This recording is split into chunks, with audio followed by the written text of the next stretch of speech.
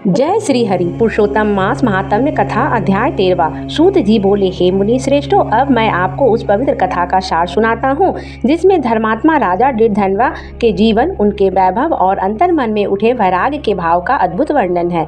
ऋषियों ने विनम्र होकर कहा, हे सूत जी, पुरुषोत्तम मास के प्रभाव से राजा दृढ़धनवा ने कैसे राज परिवार और अंत में भगवान परम धाम को प्राप्त किया, कृपा करके कथा को विस्तार से कहिए। तब सूत जी बोले, हे विप्रो, यह कथा स्वयं भगवान नारायण ने नारद से कही थी, वही अब मैं आप सभी को सुनाता हूँ। नारायण बोले, हे नारद, है देश में चित्रधर्मा नाम का एक धर्मात्मा और प्रतापी राजा था। उसका पुत्र दृढ़धनवा अत्यंत तेजस्वी, सत्यवादी, धर्मपरायण और गुणों से युक्त था। वह बाल्यावस्था से ही अत्यंत बुद्धिमान था और गुरु से वेद शास्त्रों का अध्ययन कर उनकी आज्ञा लेकर अपने पिता के पास लौट आया। उसे देखकर राजा चित्रधर्मा अत्यंत प्रसन्न हुए। समय आने पर राजा चित्रधर्मा ने वैराग धारण किया और राज का भार दृढ़धनवा को सौंपकर स्वयं वन में तप करने चले गए।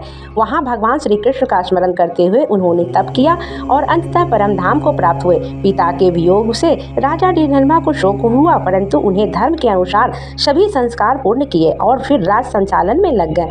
वे अत्यंत न्यायप्रिय, पराक्रमी और गुणवान राजा थे। उनकी पत्नी गुण सुंदरी, अत्यंत रूपवती और पतिव्रता थी, जिनसे उन्हें 4 वीर पुत्र और 1 कन्या प्राप्त हुई। राजा दृढ़धनवा के राज में सुख समृद्धि थी। वे विद्या, शौर्य और नीति में निपुण थे तथा अपने शत्रुओं का नाश करने वाले थे। परंतु एक दिन उनके मन में एक गहरी चिंता उत्पन्न हुई। एक रात्रि उन्होंने सोचा, मैंने न तो कोई विशेष तप किया, न दान किया, न यज्ञ किया, फिर भी मुझे इतना वैभव कैसे प्राप्त हुआ? इसका कारण क्या है? इस प्रश्न ने उनके मन को व्याकुल कर दिया। अगले दिन वे वन में शिकार के लिए गए। वहां एक मृग का पीछा करते करते हुए गहन वन में पहुंच गए। प्यास से व्याकुल होकर उन्होंने एक सरोवर से जल पिया और एक विशाल वटवृक्ष के नीचे विश्राम करने लगे। उसी समय वहां एक अद्भुत तोता पक्षी आया, जो मनुष्य की वाणी में एक गूढ़ श्लोक बार बार बोलने लगा। हे मनुष्य, इस संसार के क्षणभंगुर सुखों में फंसकर तू आत्म तत्व का चिंतन नहीं करता तो इस संसार सागर से पार कैसे होगा? श्लोक को सुनकर राजा चकित और मोहित हो गए।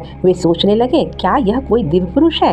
क्यों यह स्वयं सुखदेव जी हैं जो मेरा उद्धार करने आए हैं? इतने में उनकी सीमा वहां पहुंच गई और वह सुख पक्षी अंतर्ध्यान हो गया। राजा उस गूढ़ वचन को मन में धारण कर अपने नगर लौट आया। यह सब उनके मन संसार में बसने लगा। वे मौन रहने लगे, भोजन त्याग दिया और किसी से बात नहीं करते थे। उनकी यह अवस्था देखकर रानी गुणसुंदरी अत्यंत चिंतित हुई। उसने विनम्रता से पूछा, हे स्वामी, आपको क्या चिंता है? आप मौन क्यों हैं? कृपया अपने मन की बात कहिए। परंतु राजा उस सुख के वचनों से इतने डूबे हुए थे कि उन्होंने कोई उत्तर नहीं दिया। रानी भी उनके दुख का कारण न जान सकी और अत्यंत व्याकुल रहने लगी। इस प्रकार राजा दृढ़धनवा गहन चिंता और वैराग में डूबे रहे और उनके जीवन में अब एक नया मोड़ आने वाला था। प्रेम से बोलिए, जय श्री हरि।